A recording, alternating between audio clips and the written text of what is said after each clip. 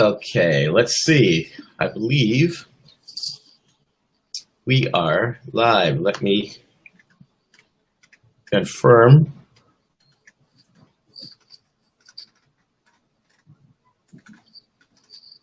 All right, there it is.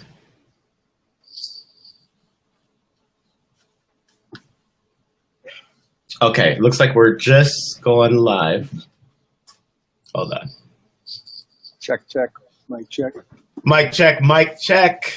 1 2 1 2. 1 2 1 2.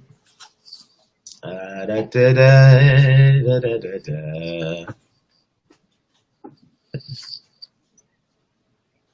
Yep, we are live. Let me just make sure we get people. Okay. We are live. So this is C, just letting the audience build a bit. And if we experience some technical problems, to be expected, right? Let me just refresh here.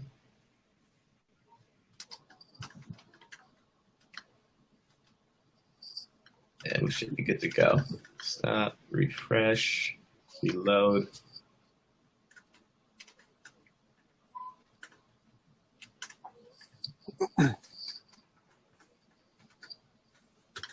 Okay, let's go with that.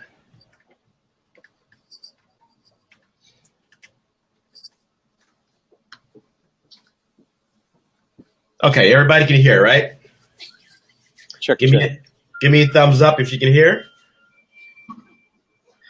Got Alita listening from New York. Isabel from Arkansas.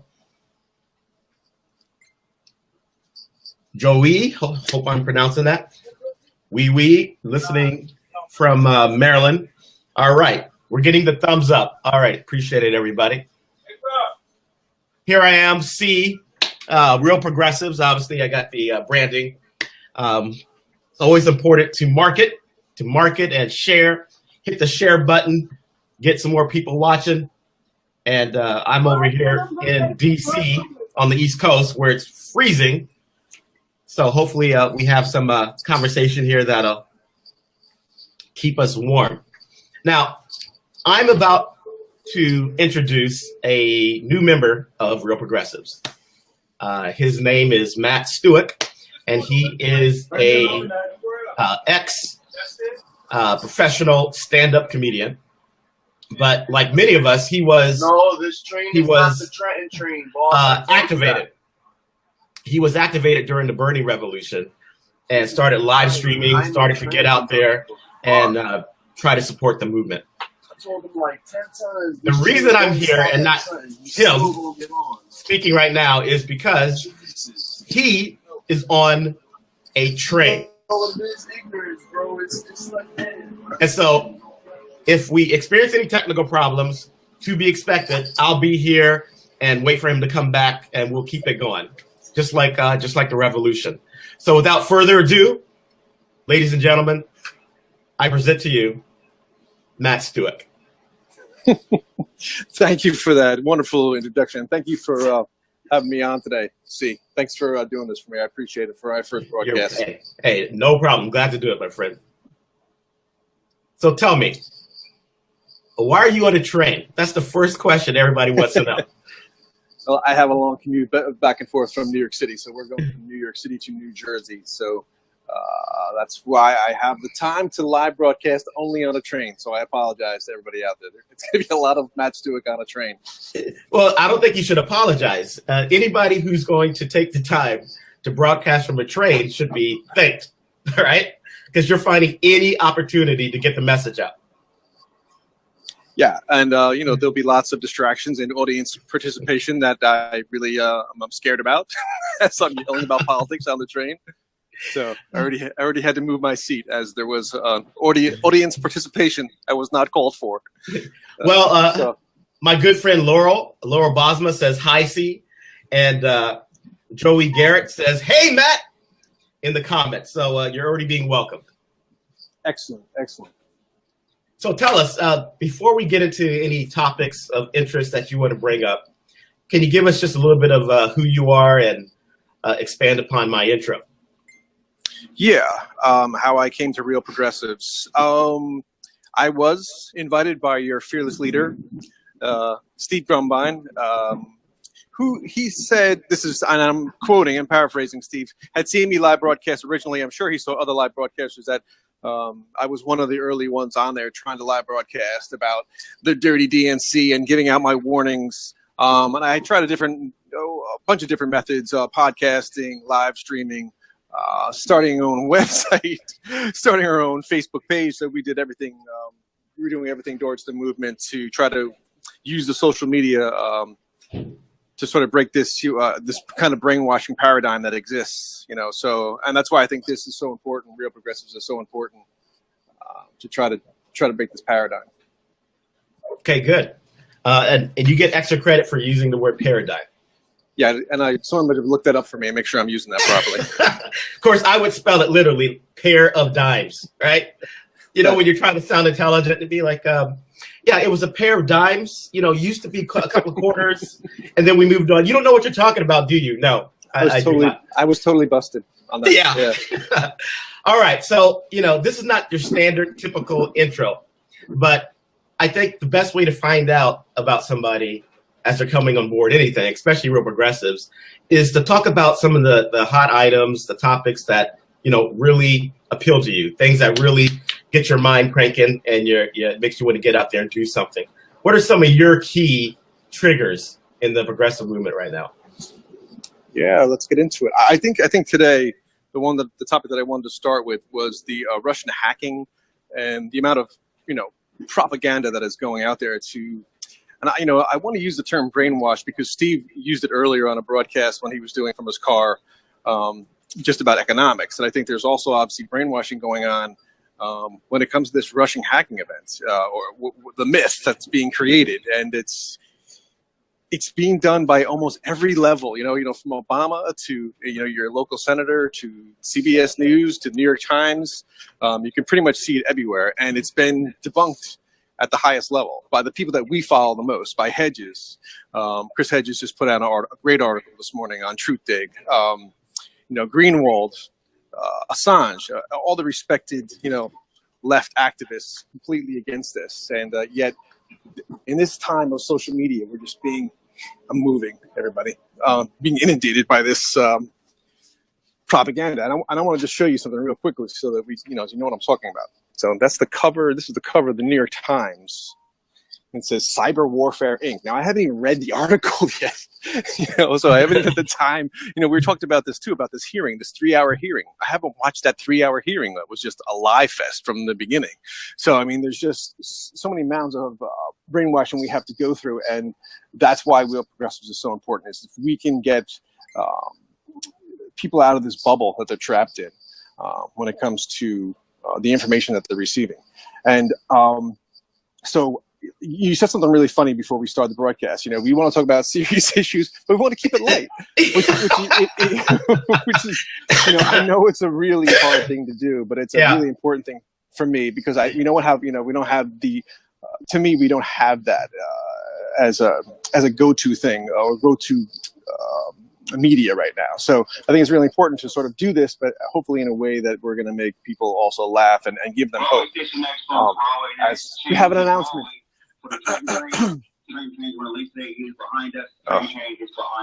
I apologize. Yeah, well, Jane Doe asked in the comments, and I apologize if you can't hear us over the announcements, but we'll barrel through. But Jane asked in the comments, if we ask questions in the comments, can you show them on the air? So I'm posting that right now so that you can see that Jane Doe, if that is your real name, we can do that. So we do encourage people to put the comments, and we'll get to them as best as we can. I'm sorry, Matt, please continue. And that's really important to the show is interaction. We love comments. That really helps guide us and keep us going. And that's what I've always done with my broadcasts. When I did live broadcasting, I always pretty much beg you to share, and I beg you to comment, because it really helps. Thankfully, again, you're here, C, but it's a very difficult thing to do live streaming. People need to know that your interaction is the key to the broadcast. It's not the broadcaster, it's you, the people watching. So anyway, getting back to what we were talking about, it's sort of just mind-blowing what's going on. Chris Hedges wrote a great article, and I just want to paraphrase some of the points that he made that sort of blow your mind, that maybe you're not thinking about. Or maybe I should say with Chris McAfee. Chris McAfee is the creator of virus software. He said there was no tracing elements to bring this Russian. I mean, there were tracing elements that brought it to Russia, but no Russian hacker would ever leave those things to be traced. So again, if they're finding things, no expert hacker would have left those traces. When you talk about the malware that was found on the some of the systems, the one, especially particularly in Vermont, that they were talking about that was Russian, was like way old. So I mean, there are many different how do I say the word, elements to this case that just doesn't exist, that they're telling you not the truth. So I don't want to say it. Like, it's really funny when you turn on CNN and you get 6 people on there talking about hacking that know nothing about hacking. Like, I cannot believe I'm watching a broadcast with 6 people who know nothing. Now, I'm admitting to you, I'm not a hacking expert. But a guy like McAfee is. Assange is. We can sort of trust where that information came from. There are, Greenwald is telling you that these people are lying. Now, yet on every major corporate media network, you're going to hear, no, this is true, that the Russian hacking is so crucial. And what I say to you is a couple points. If it was the Russian hackers, well, number one, Podesta is just an amazing Russian spy, because he did a hell of a job setting this whole thing up. And number two, they said that this Russian hacking actually hurt Clinton's credibility. And I'm thinking that would have required a time machine. They would have had to gone back in time to actually hurt her credibility. I actually saw that, yeah. I saw your post on that. So I have a hard time with a lot of the elements of or the stories that they're trying to create, and it's very repetitive in nature, and it really reeks of propaganda. And I'm sort of amazed that I'm in the live at this time, 2017, where propaganda still works. It shouldn't be able to work, and yet I don't. In my lifetime, I'm 50 years old. I've never seen anything like this as far as propaganda. Now I'm sure someone has a better example, but I've never seen anything more. Just pervasive than this Russian hacking story. Yeah. Well, it gets confusing when, the little narratives that they put out in the mainstream media about like everything, including the hacking. You get this narrative that the Russian hackers did it. The Russian hackers did it.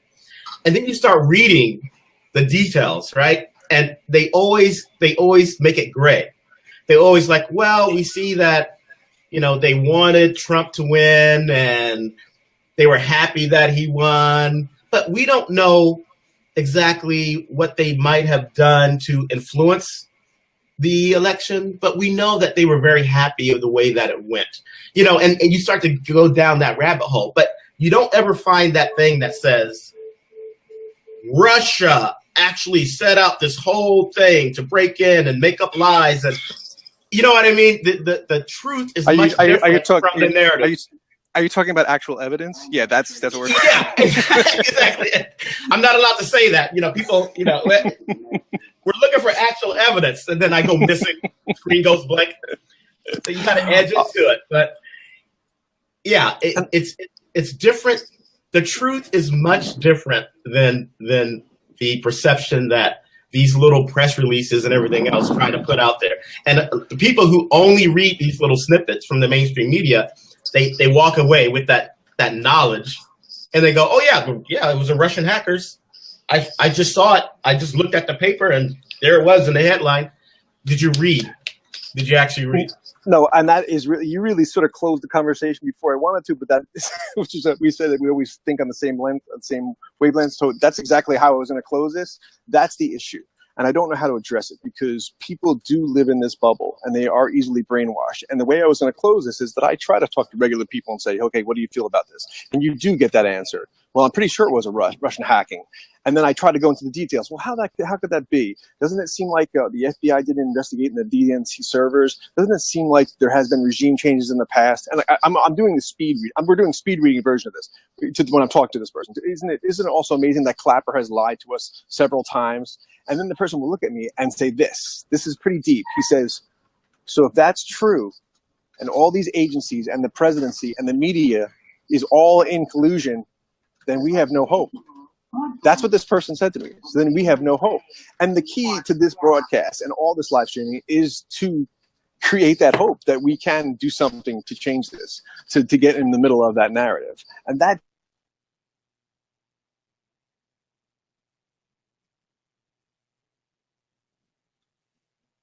looks like we may have lost Matt temporarily as we expected. Okay, he is back. Matt, we lost you for a bit there, but I think you're back. Yeah.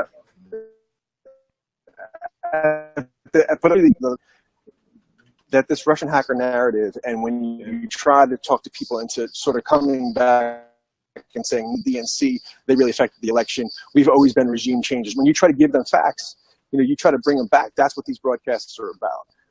Because the people out there, when you talk to them, like you said, and I'm trying to be very careful about how I use my words.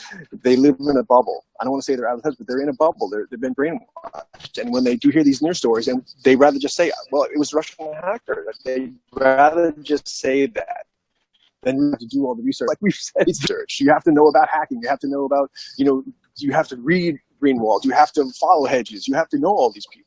And the regular layperson may not. And that's why it's important to share these lives and to do your homework, or, you can to be activated. But these broadcasts are to activate.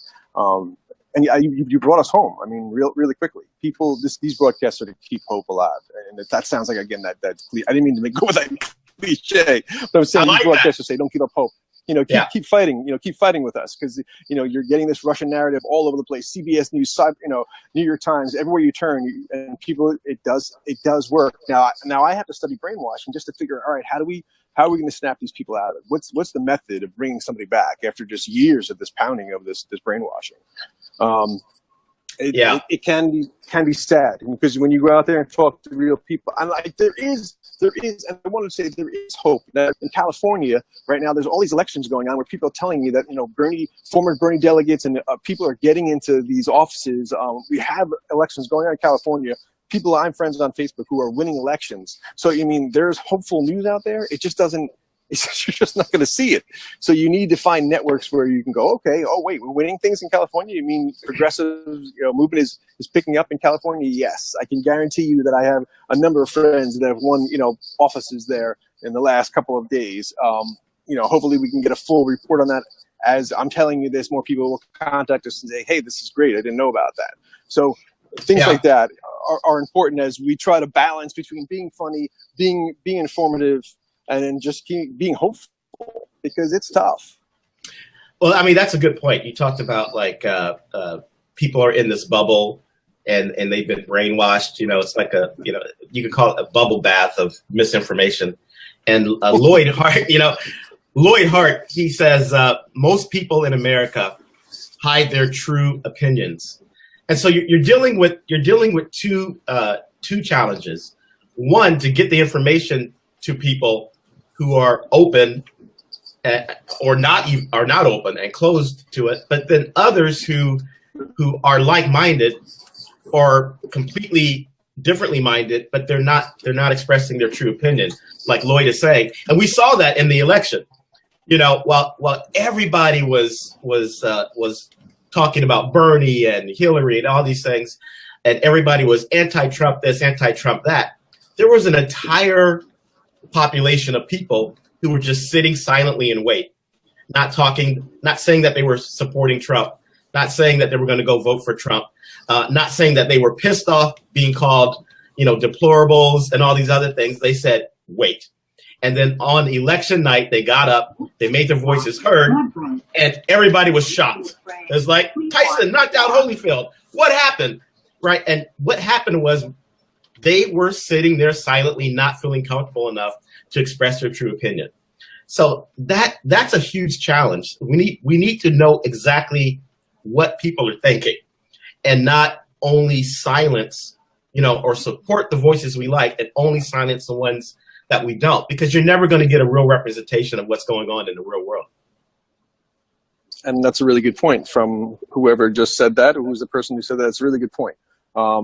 And that goes back to the things that we've talked about that we call sabermetrics, or metrics, things that you just couldn't, that were intangibles this time with the Trump win. And it is, like she said, people are afraid to express their real feelings and their real opinions. And that's why you do need something like Real Progressives, so people can say, okay, I'm not alone, or there are other people who think like me, and I'm going to take step and to join a group or whatever. So that broadcast. Well, I missed that announcement. You're gonna have to let me know if I get off. I don't want to miss my stop. But but part of the problem, or much of the problem, is that people who have their solid opinions. We've all had these social media fights, right? With somebody. Everybody knows who's a progressive. That we fight more with people on the left than people on the right, Because the right, they have their ideology, they know where they come from, and it's binary. It's sort of like an on and off. We get it. We get where you're coming from. But it's these nuances and these different factions on the left that we're constantly fighting under Facebook and Twitter and everything else. And you get these, the Bernie bros versus the Hill bots and all these things. And the problem, I don't mind differences of opinion. What I do mind are these people so stuck in their knowledge. They're brainwashed. I call it train washed, because people are train washed to believe that they're a lot of train metaphors today.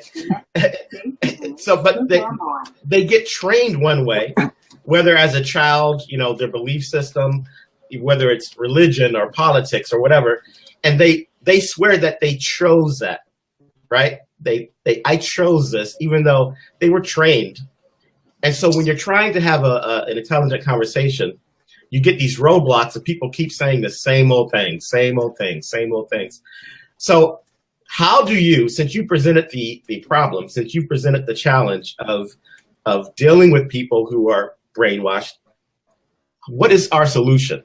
What is our tact, our strategy to actually break through those walls that really have no desire to listen, almost refuse to listen to critical thought, common sense, and just rationality?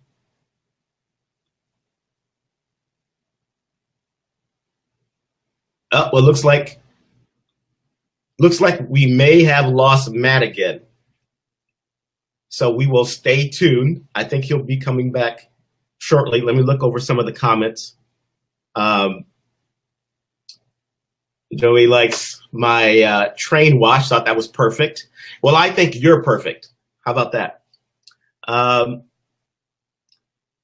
Some people are mentioning that Tatsu, who is, of course, the world famous RP member here, he's done very detailed analysis of the Podesta emails and the DNC hacking. Check out those videos. They're linked to from Real Progressives as well on our YouTube channel. So check those out. Tatsu talking about the Podesta emails and the DNC hacking and exploring the breadcrumbs of reality versus this Russian conspiracy narrative that continues to go out there. Let's see. Linda 4 says, my good friends I will yell at. My good friends I will yell at in a good way. It's acquaintances that I speak civilly to. They don't always get my humor. Yeah. Well, communicating, that's a good point. Communicating online without the benefit of audio and video, you can't see the faces. and everything else. And we've all been trapped in text hell, trying to correct a misunderstanding. And in the age of politics, now that we're all activated, that becomes even more of a challenge.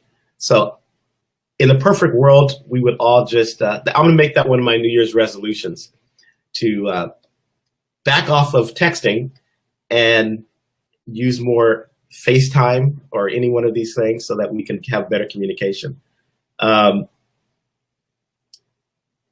Alita Weaver says, when I criticize left people, people think I am a dumpster. Oops, I mean, and that goes to what we were saying before.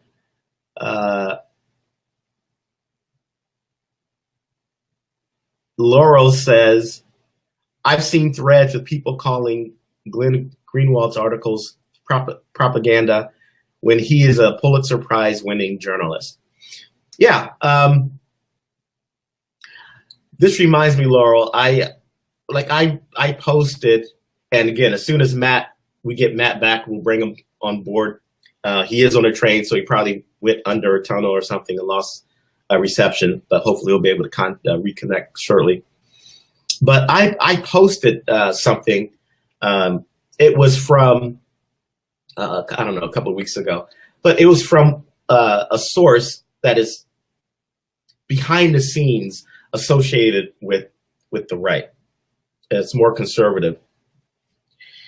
And I forget what it was, but let's pretend it was from Fox. Okay, it wasn't from them, but it was. And my point to post the article was because the content was, wait for it, true. The content was accurate. The content was absolutely verifiable, and it checked out, right? So somebody on my left, my far left, who I voted for Jill Stein in the election, and in a future live stream, I'm happy to go into that whole process of how I got there. But this person voted for Hillary Clinton, and rather than read the article that I posted, which was all accurate information, okay,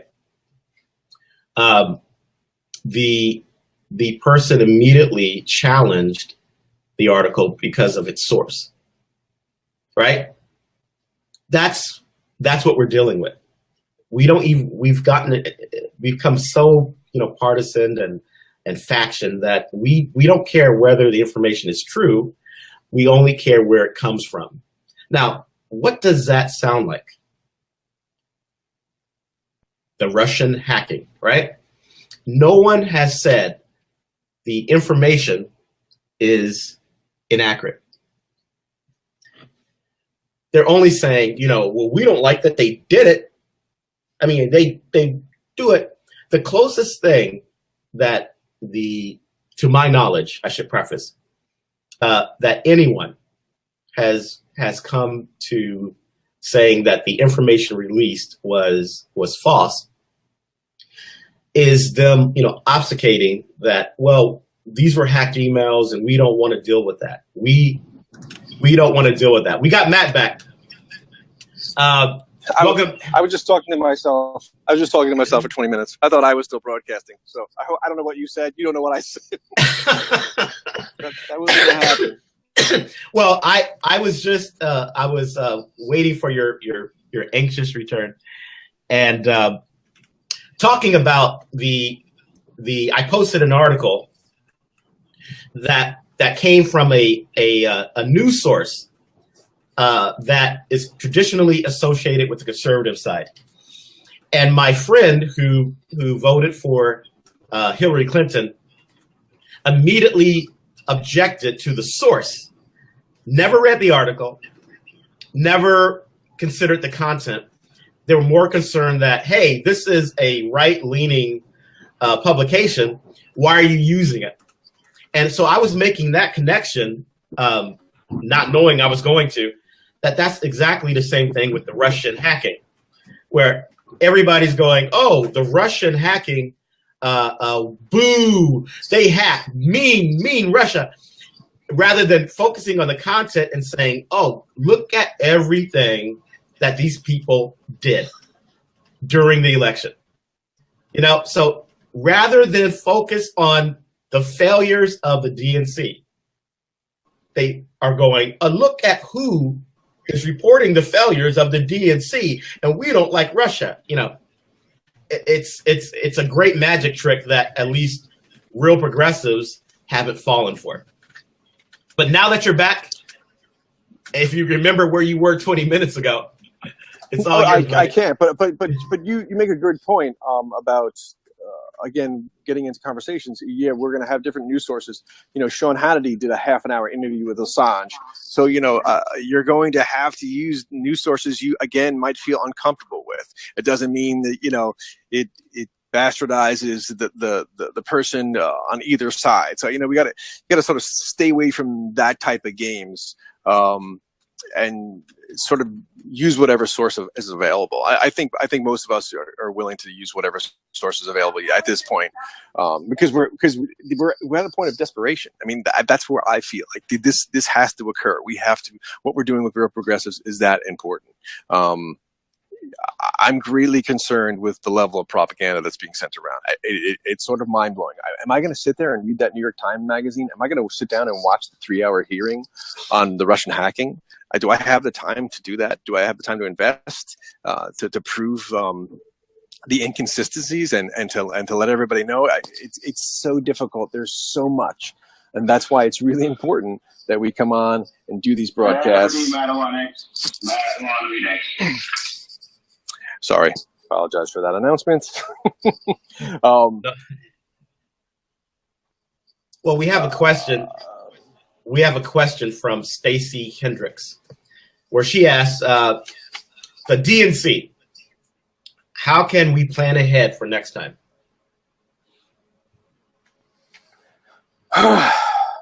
You know, the issue with the DNC is that there hasn't been any true investigation.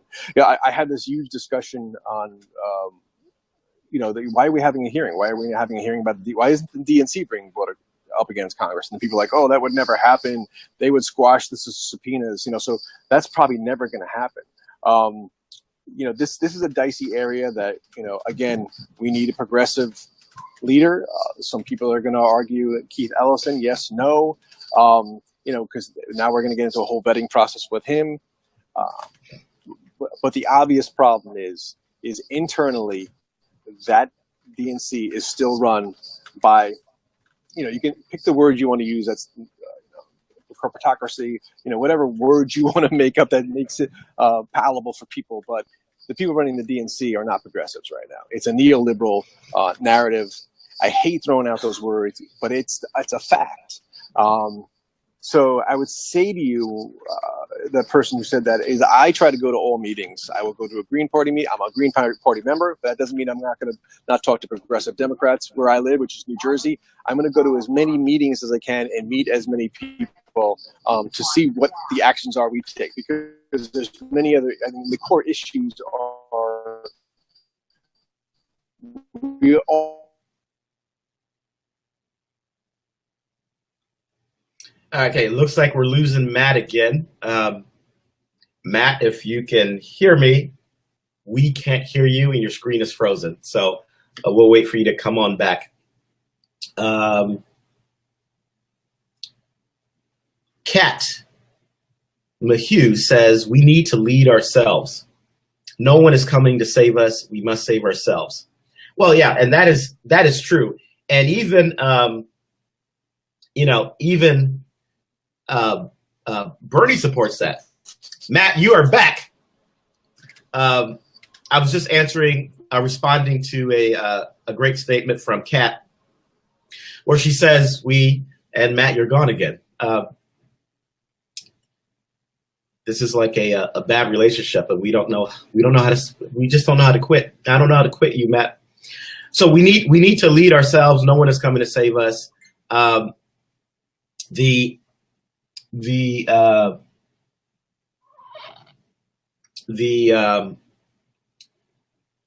message that Bernie was saying throughout his entire election was that, you know, it takes millions of us to come together to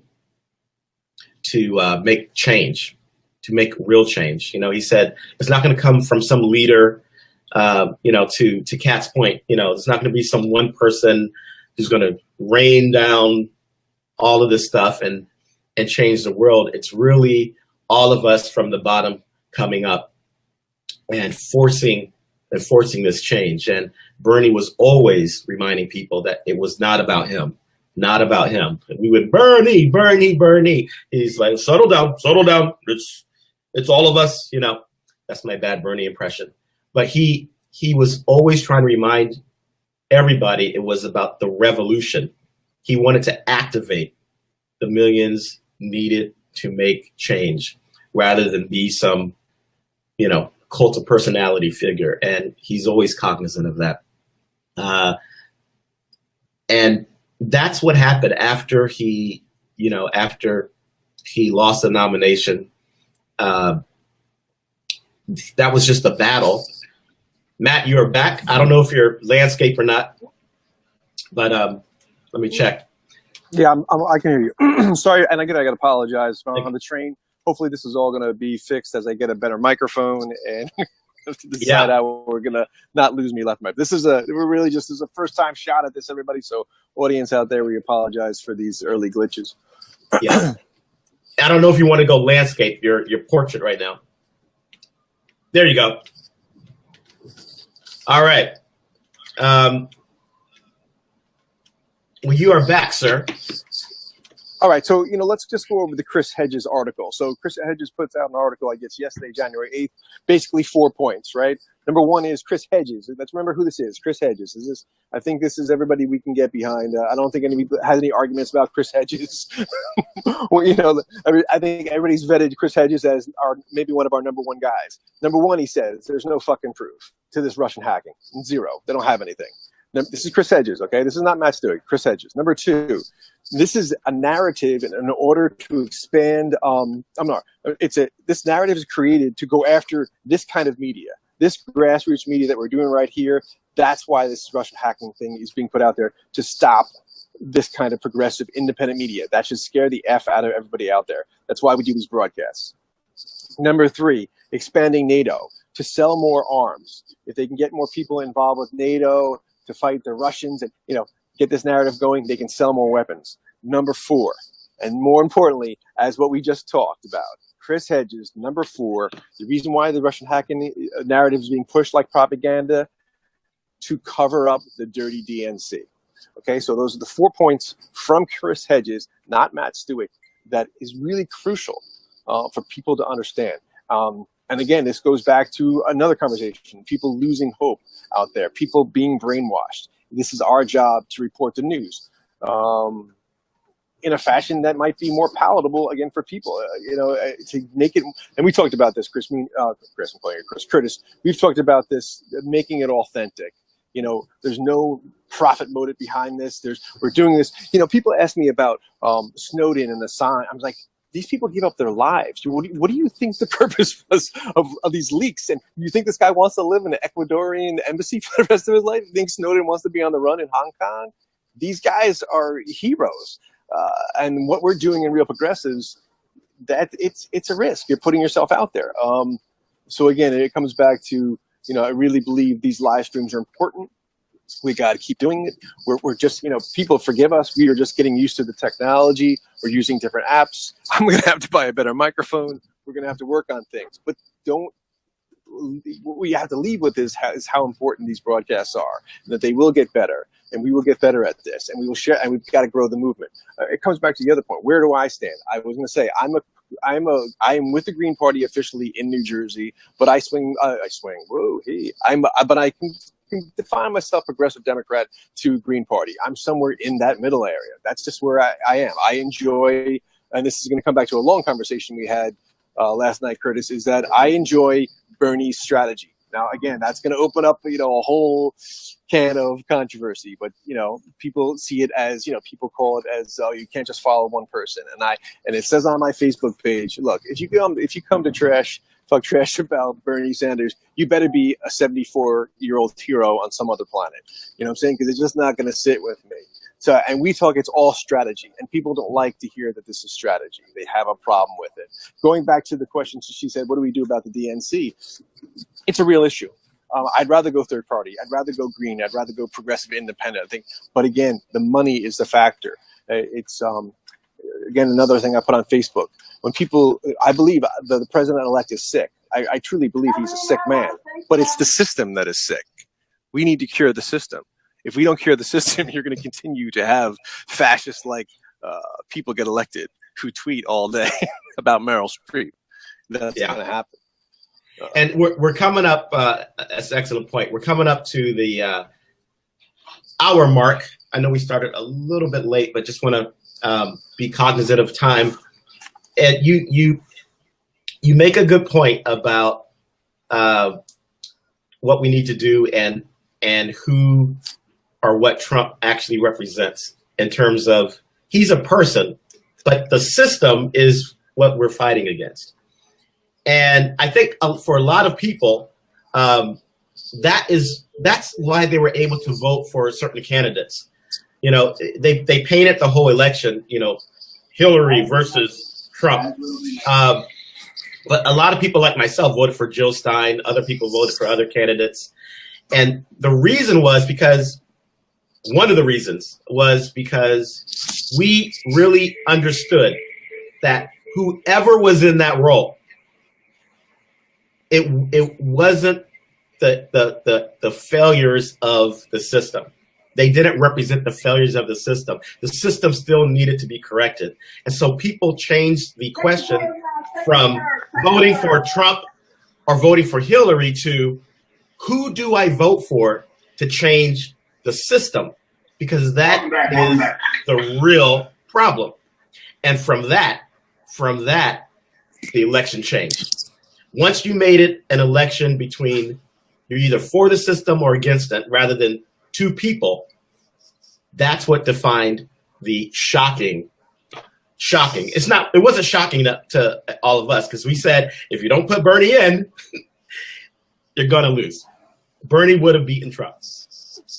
And I have to be honest. When I first, I said the same thing as you. When I firstly Clinton won, I said Trump's going to win. And then when he had some of the scandals towards the end, I said, well, maybe Clinton will pull it out. But I also was like you. I truly believe that Trump was going to beat her. I truly believe that, because, and this is what's going to come down to, is momentum.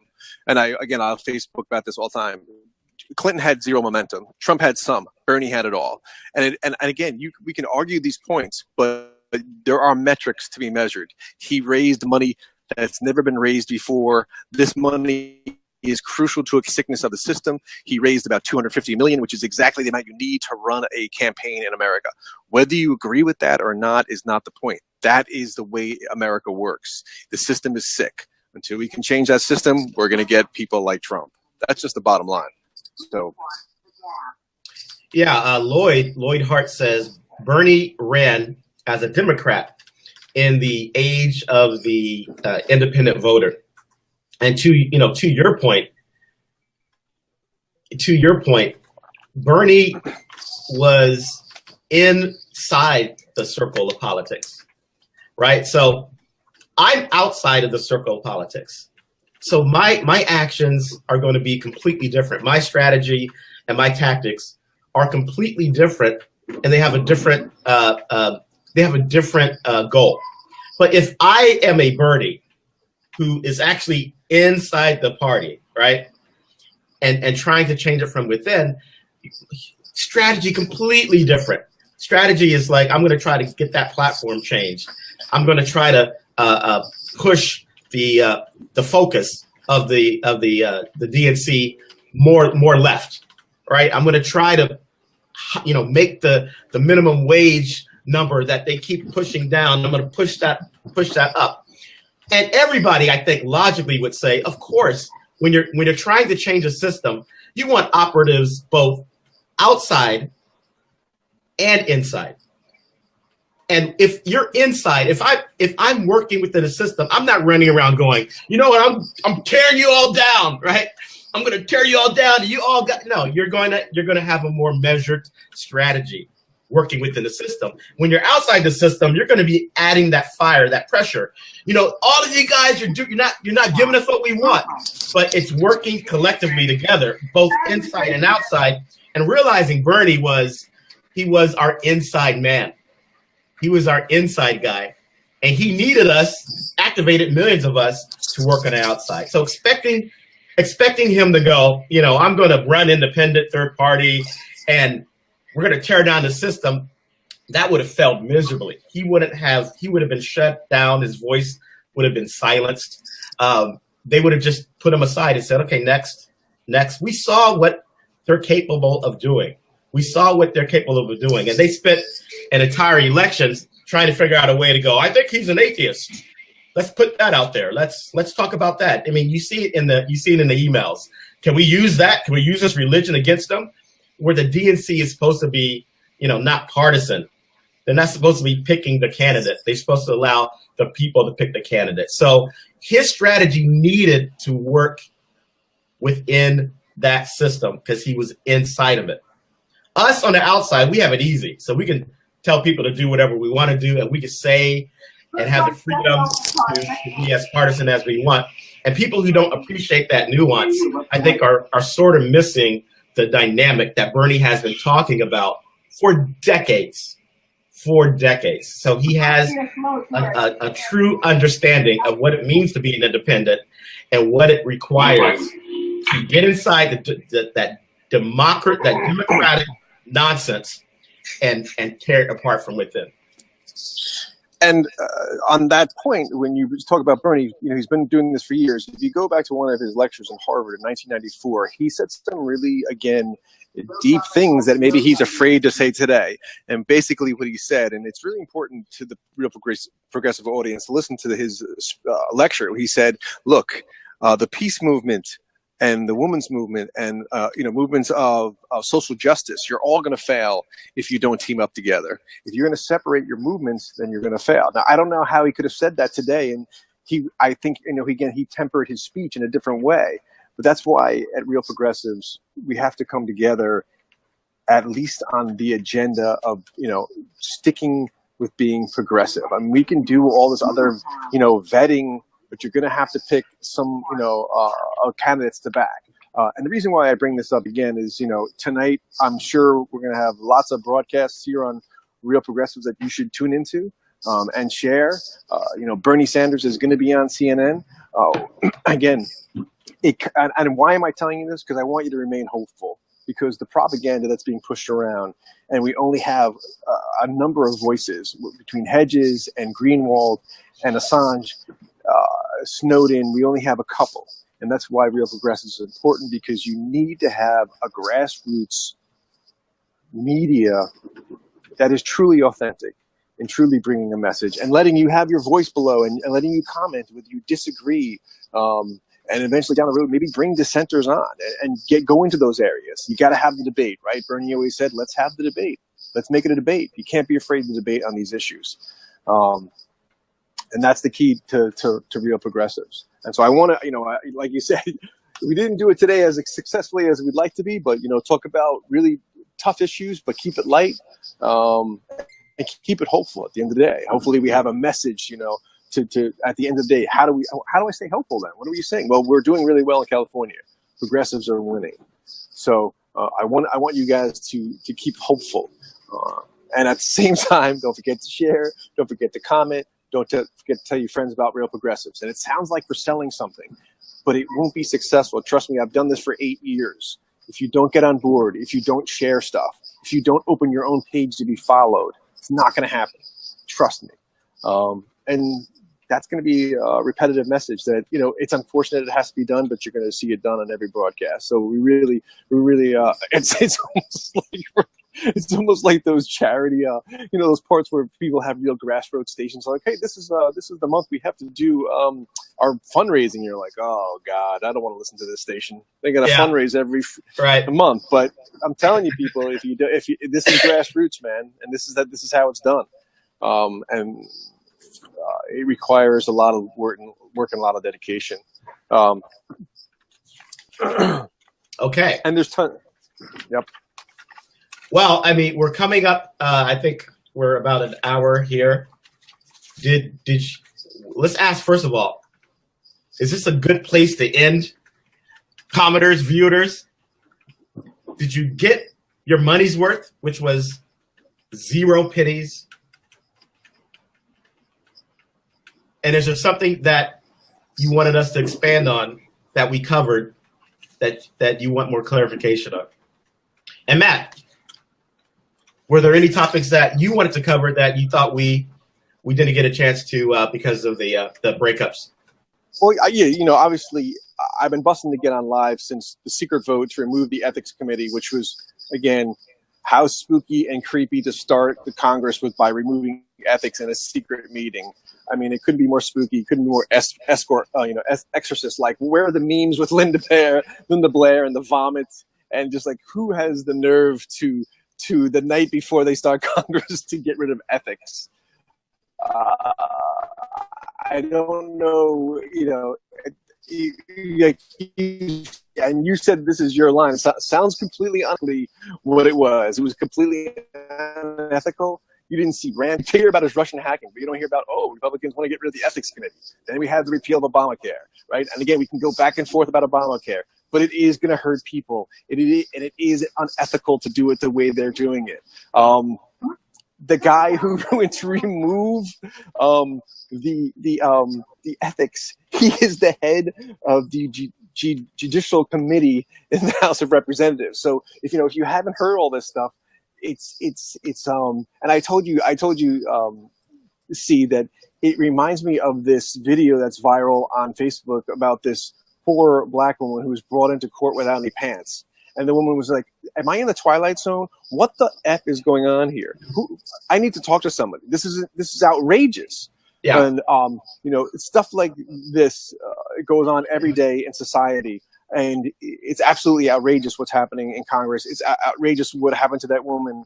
And people have to stand up and be heroes. And that's what this, again, that's what this station is. It's all of us standing up. Like someone commented, it's all on us. It's we. So don't point your finger at Bernie Sanders or Jill Stein. Point your finger back at yourself. How much are you doing? How much are you doing for this movement? That's the key. And we knew the Republicans were going to be outrageous. We had no doubt about it. But no one's covering the outrageousness of it. We're getting nothing but Russian hackers and articles on that, and none of it's true. None of it. There is no evidence. There is absolutely no evidence to this. I told you about McAfee. There was 4 points of McAfee, just real quick. He said, and this is the guy who wrote some of the, the security software that we use. So he's a cyber expert, okay? And this is from RT. Number one, they said they used a Russian keyboard. Nobody who was a Russian hacker who was breaking into the system would have used a Russian keyboard. That would be the first thing they wouldn't do. They wouldn't be able to trace it to Russia. You would figure out a way to not have it be traced to Russia, which is what they said was also another way that they found out who it was. He said some of the software, some of the actual malware they have used had Russian written in it. He's like, well, you would never leave that trace in there again. These are all like very novice-like attempts at someone pointing the direction towards the Russians. So again, this is not me talking. This is experts. This is Assange. This is McAfee. So they're in Congress. I hate to say Obama is caught up in this narrative, and you have to question why. And it's really, again, to brainwash the people. So again, that's why it's important. That's why Real Progressives is important. That's why these broadcasts are important. And there's a ton of topics that we could go into, and besides that. But I think those were the main ones that we really wanted to hit today. So great. Well, this has been an active intro. Matt wasn't just introducing himself by talking about his biographical background. He introduced himself by commenting on things that are actually going on that we're all commenting on in one way or another. And as I always say, I think that's the best way to get to know somebody. So we will be back in the future covering some more topics. Hope you guys enjoyed the broadcast. Sonny Crockett, thank you. I appreciate it. Tubbs is about to sign off. And we really appreciate you all, chiming in for our live stream. And we do encourage you to share, because we want to get the voice out. You can see the links on Facebook and all the links going to our webpage and YouTube, etc. Get the word out. If you can't contribute with a penny or a dollar or whatever you have, simply sharing is huge. It's huge. We want to get that voice out and reproduce that fist in the fire. All right, real progressives. But thank you, Matt Stueck. Welcome aboard, sir. Feel free to add and follow me on Facebook as well. Absolutely, Matt Stueck. Yep. And we'll update the post with links and all that good stuff. But we look forward to talking to you guys next time. Thank you for the comments, and we'll see you again. Ciao.